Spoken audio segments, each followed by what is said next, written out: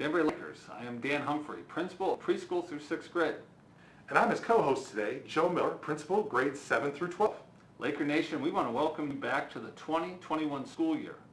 This meeting is traditionally handled in our auditorium with just 7th grade parents about new Chromebook distribution.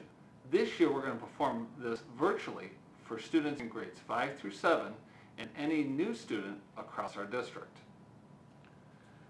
So Dan, this is year 5 of our Chromebook integration in a one-to-one format for our students. This year we're expanding that format to include our 5th and 6th grade students being allowed to take home their Chromebook devices. In addition, we do have a new technology and computer teacher in grades 5 through 8, and that is Mrs. Jennifer Steinbrück, who comes from us from the Yehovah Career Center. We'd like to thank Sue Hartman, who has been a wonderful asset to our district in the area of technology over the course of the last 25 years. Our district provided device is something that we would like you to treat as a textbook. We ask that you keep the protective cover that you see here on your device at all times. This ensures the safety of the device and makes sure that there are no repairs or breakages that happen when that computer is in use. The Chromebook that you will be issued will be the same one that you have throughout your high school and middle school years. So it's vital that you take great care of that, because that is something that will be with you during the course of that time frame. Just a reminder to parents and students, in most cases you've already signed off the user agreement form, which means that you are taking financial responsibility for that device. So again, I encourage you to make sure that the cover stays on at all time and that you treat that device as it was a textbook.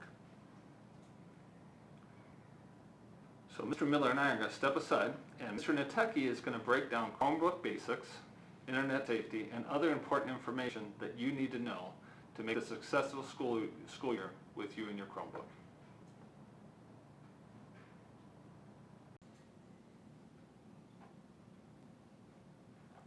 Hello Lakers, I'm Dan Nateki. I'm the Technology Director at Danbury Schools, and I'm here to tell you a little bit more about our Chromebooks and some of the more technical details of our policies. Wanted to start out by just telling parents in particular a little bit more about what a Chromebook is, what makes that different from a typical PC or Mac laptop that you may have encountered more frequently. In general, one of our Chromebooks, it's an internet-first device. It's really designed only to get you onto the internet, and anything you can do in a browser on the internet, you can do on our Chromebook devices. The one thing to keep in mind about our school Chromebooks is only a school-issued Google account is able to sign on to these devices. So that helps us two ways. Number one, it helps us with controlling access to our Chromebooks, making sure that only our students can use it. And number two, it helps us make sure that we are able to control those devices through our school Google account and make sure that they are only used in the safest way possible. One thing to keep in mind, parents, is if you were to use one of these devices, any activity on that device would be attributed to your student. So I just want to give everybody that warning and make sure you're aware of that. Our Chromebooks that we're going to use for the 2020-21 school year will continue to be the Chromebooks that your student was assigned in the spring when we shut down and sent everybody home and made sure they have a Chromebook. That's due to COVID-19. We didn't think it was a very good idea to start mixing those Chromebooks and having to worry about cross-contamination between our students. So I do apologize to those students who would be getting a brand new Chromebook this year. We're going to ask that you continue to use that Chromebook you were assigned in the spring, and then we'll catch up with you later at a point when it's safe, and we'll make sure that you get the new Chromebook when they arrive and when it's safe to exchange those. For our students in 5th, 6th, and 7th grade who did not receive a cover, one of these Danbury cases, when we went home in the spring, we will make sure that you get that Chromebook case either at open house or when we come back to school. We've got to get some of those distributed to you. The other thing I just wanted to mention is that Chromebooks for students who are brand new to Danbury will be distributed both at open house and then again on those first days of school. They'll be available in your student's homeroom at open house. All right, let's talk just a little bit about using these Chromebooks at home. So at school, the Chromebooks will connect to our Wi-Fi, our networks here, Everything will be good. When you take one of these devices home, first thing you're going to need to do is connect that to your home Wi-Fi network. Should be all good to go, no big deal. Connect it to your Wi-Fi just like any other device you own. Your students will be able to help you with this if you need a little help. While this Chromebook at home, it is subject to all of our filtering that we apply to our internet connection here at school. So if a student cannot get to a site at school, they will not be able to get to it at home using our school Chromebook. If you have house rules as far as device use, when it's appropriate, when it's not, all of those sorts of things, please apply those rules to the school Chromebook. If you have screen time limitations, if you say I only want you on your device if you're out in a public space in our living room, that should all apply. That can continue to apply to these Chromebooks. Don't let your students talk you into there's something special. As far as screen time, they would probably need an exception and be able to be on these devices a little longer than typical, but again, feel free to enforce your house rules. Make sure that if you are comfortable with the use of this technology in your home. Again, this important reminder for our students and our parents. This Chromebook must be charged every night. I recommend you find a spot in your house. You just keep that charger there, right in that spot, and that way when it is time at night to charge it overnight, you plug it in and that's where that device goes at night. That way you get up in the morning and it is all charged, ready to go, get you through a full day. We know that the batteries on these Chromebooks, if they come in fully charged, will last through an entire school day and then some. So just make sure that you have gotten that Chromebook charged before you come in and we will be good to go. And again, treat this like it is a school material. It's a requirement that you have that charged and ready to go. If you come in without it charged, it's just like showing up without your books and your homework. And again, these Chromebooks are an educational tool. They're to be used for educational uses only. With these devices going home, I think it's important to have some reminders about internet safety. Always on internet access is a pretty important and powerful tool, but there are some risks that come along with online access in our digital lives that we continue to increasingly participate in. Let's just talk about some of the dangers that are involved with being online. Sexting, grooming, trafficking are things that are in the news. They're things that we need to continue to be aware of and protect our students from. And despite what you may think, it is happening right here in Danbury. As a school technology director who works closely with our principals, it happens here, folks. So just be aware. We've got to keep our kids safe. Do whatever we can to make sure they're well educated and they understand how to behave safely online. Let's talk a little bit about bullying and harassment. It's really never just a joke, folks. We have to treat each other kindly, especially online. When you're interacting in person, maybe it's a little more obvious when something is a joke or you're just kidding. But in reality, it's always going to be interpreted that way online. So just be very aware of that. Be kind to each other. Treat each other with respect, and everything will be fine. And also, just remember, everything you do out there sticks with you. If it's in the public domain on the internet, it's going to stick with you forever. Some people like to talk about it as a digital footprint, which is a pretty relevant way to talk about it. I really like to think about it as a digital tattoo. Once you do it, it is there. It is stuck to you pretty much for the rest of your life. So just keep that in mind in all of your online interactions, all of your online postings, and everybody will be a lot better off down the road. Talk a little bit, internet safety and strategies for parents is really it's a huge topic. We could spend a whole hour and then some talking about it. It's not the purpose of today's video, but I did want to throw out a few tips for parents just to get your thoughts going on some of the best ways that you can start to build some of these strategies at home. Number one, a contract, a screen use or a social media contract with your students is a great idea. Write it down, spell out your expectations, both of you sign it. You've got a contract then that you both agreed to. It's a great tool, a great starting point for a lot of these conversations about internet safety. There are monitoring apps out there for parents that you can sign up for. You can see there's a list on the screen right now of just a few. I am not an expert in any of them, but I know that we've had parents using each and every one of them successfully within our district.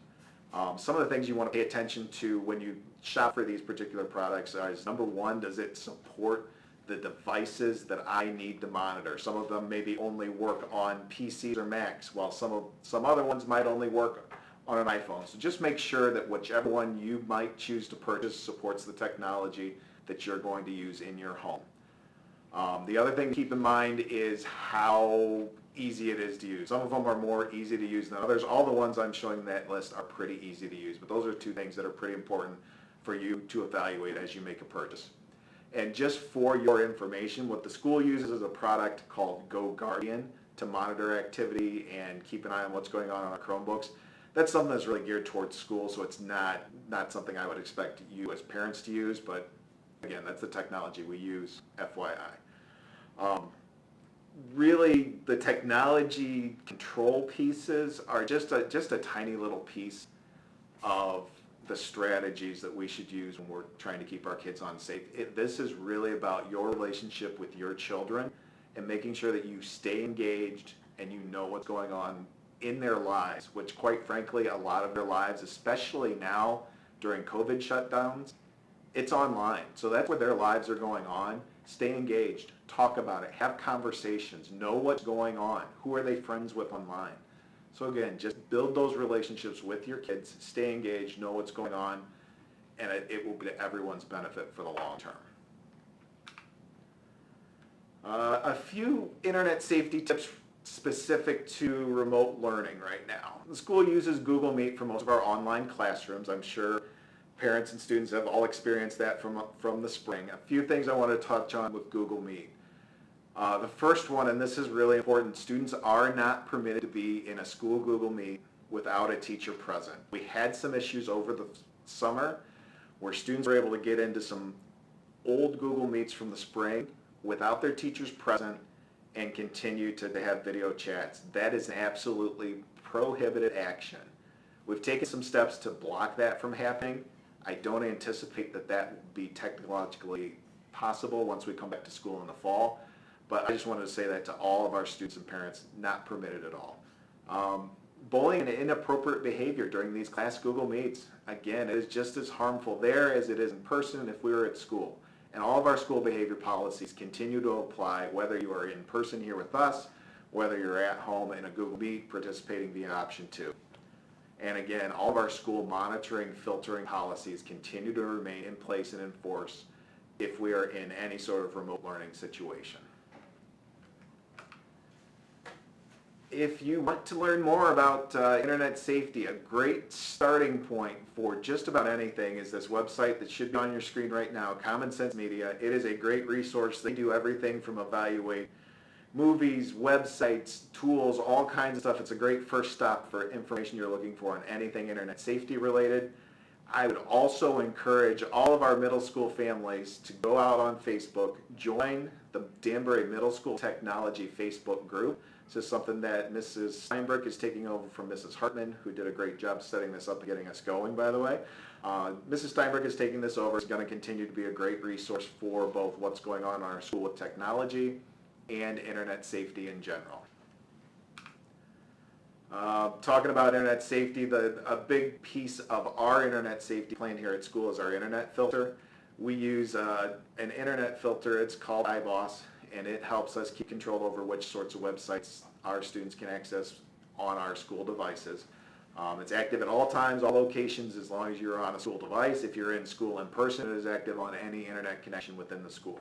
But again, if you take that Chromebook home, on our school Chromebook, our internet filter will be enabled. The way our filtering works, and this is helpful for parents to understand, I think, is it's all based on categories.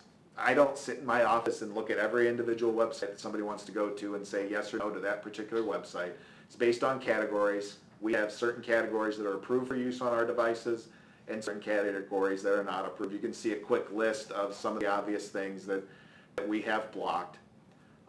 Couple things about the way this categorization takes place is, number one, we do have the ability to allow or block specific websites on top of that. So if we find something that's maybe miscategorized or students need use of that site for educational purposes, we can allow that through individually on a website by website basis. And then the other part of it is sometimes websites will slip through the categorization, especially if they're new. So I do have the ability to go and block individual websites if maybe something slipped through, was miscategorized as safe and is no longer safe. The one important thing I like to remind everybody of on this topic is it will happen at some point that there will be a website slip through and a student sees that they shouldn't see on our school device. It'll happen. It happens maybe once or twice a year. The important thing to keep in mind at that point in time is if you as a student ended up someplace that you know you're not supposed to be on the internet, tell your parent if you're at home, tell a teacher if you're at school, and we'll get that blocked. And if you do that, if you let us know as soon as you ended up there, it's no problem. We say, okay, great, thank you, we'll get that blocked. However, students, if you end up on a website that you know you're not supposed to be on, that's inappropriate, and you don't tell anybody about it, guess what? I still get an email about it. I will look at that website and say, oh, so-and-so is on this website. I'll contact their teacher. Do they let you know about it? If the answer is no at that point, we kind of have to assume you were doing something you weren't supposed to on purpose. And at that point, we would have to talk about consequences. So just keep that in mind. Again, we're not looking to get anybody in trouble for something that was accidental. It happens. Let us know, and we'll take care of it. Talking about Chromebooks and internet use at home, one of the first topics that typically comes up is how do we access the internet? Again, connect to your home Wi-Fi, you're all good to go. If you're without internet access, many of our Google apps that we rely on for day-to-day use here at school can be used in an offline fashion. We also have some public Wi-Fi around in the area. Our Marblehead branch of the Iowa Public Library is a great spot to go use their Wi-Fi. They have Wi-Fi hotspots available for use.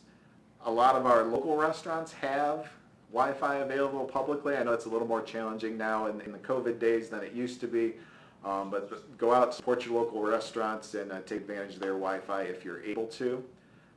There's a bullet point on here about the school parking lot. I am happy to tell you that over the summer we did a pretty major upgrade to our Wi-Fi coverage here at the school. And as part of that upgrade, we have dramatically expanded our Wi-Fi coverage out into the parking lots and the surrounding areas of our building. So any place in our, particularly the west parking lot, the athletic parking lot, should have a very strong Wi-Fi signal that you can come in, use at any time outside of the building.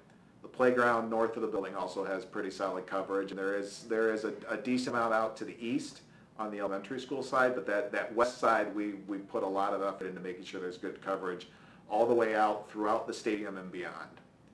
Another piece of that is very shortly we hope to receive some internet hotspots that the school will own that we can hand out, check out to our students who are able to demonstrate a need for that, whether it's internet access at home. Maybe the only internet access we have at home is over Wi-Fi hotspots that you own, and those are capped on how much data you can use. If you have need, please reach out to Mr. Miller, Mr. Humphrey, or myself, and we will make sure that you get the internet access you need at home in order to be successful as we continue through our COVID learning. Finally, let's talk a little bit about tech support. I have office hours at the beginning of every day, 7:15 to 7:45 in my office, so that is your first stop, students. If you were at home overnight, you had something go wrong with your Chromebook, you need a little help on something technology-wise, stop on down, see me in my office, we'll get you taken care of. Other times available during enrichment, if you need to see me during enrichment, stop into your building office, they will make an appointment and make sure that I'm available to meet with you. Outside of these times, tech support requests should go through your building offices. We have loaner Chromebooks in each of our building offices that your student can come down and check out, get you going quickly again, make sure that you have the device that you need to continue learning through the day.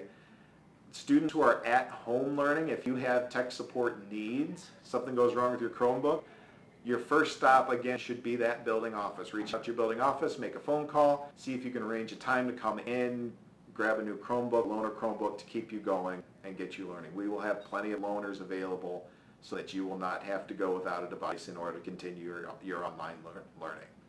And then the other thing that helps us with tech support is we do have our Lead It IT student learners that are student leaders that help with technology throughout the building. They were great. They came in last week, I think it was, and helped me get a whole lot of our classrooms set up technology-wise. They are also going to be in classes with your students. They're always happy to help there. And then if your student wants to bring down a Chromebook to be looked at during those class periods when LEAD is meeting, we'll get them all set up at that point, get them fixed up and ready to go. That about sums it up from the technical side of things. And so I'll turn it back over to Mr. Miller and Mr. Humphrey, and they will talk a little bit more about our Chromebook policy, the details of that policy that you all signed when you took your Chromebooks home in the spring. Thank you, Lakers. I can't wait to see you all back here at school again in just a few weeks.